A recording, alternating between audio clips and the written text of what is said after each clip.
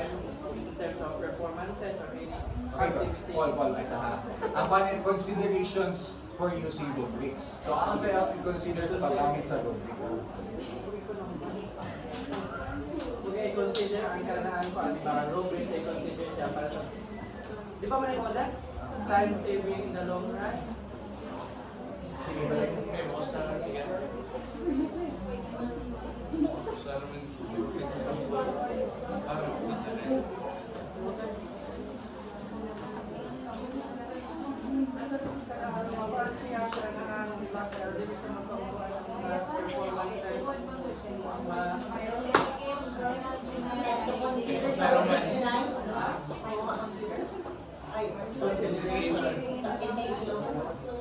For using rubric.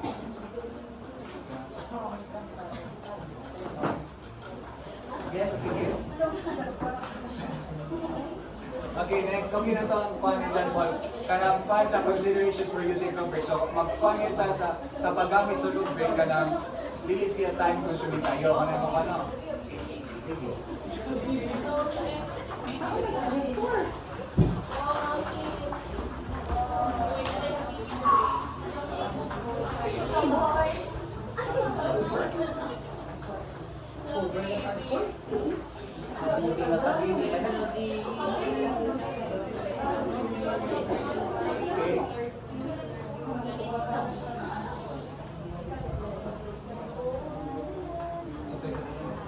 Time saving in the long run. So although it takes time to build a rubrics, di ba kay maghimo ka rubric dili na rin kay kinahanglan na ka i-consider kung kanya man pa ka ng detailed mga sa pagkahimo. Di ka pwede ka mag-diretso na lang.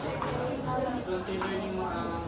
Daghan ka i-consider. So time will be saved in the long run as grading and providing feedback on student work will become more streamlined. Bisan pagkuan kanang taas din ang proseso sa paghimo, mapaspas na pa rin mo pag-grade. Wala na siya batsabot. Next is, a rubric can be available PDF that can easily be emailed to students. So, ang pan ko no, ang rubrics ko no, mas maayo ko